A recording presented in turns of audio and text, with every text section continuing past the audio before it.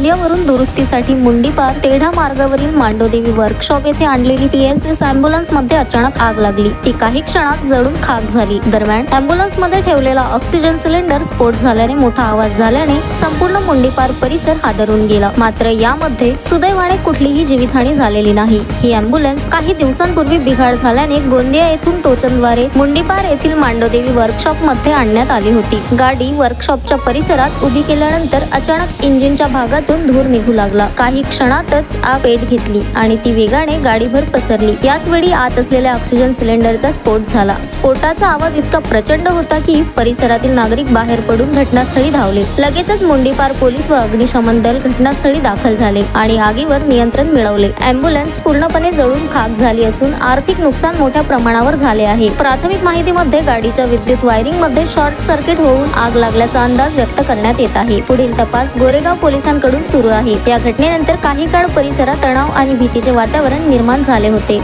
Sunil Kawade, the sting operation news, Gondia.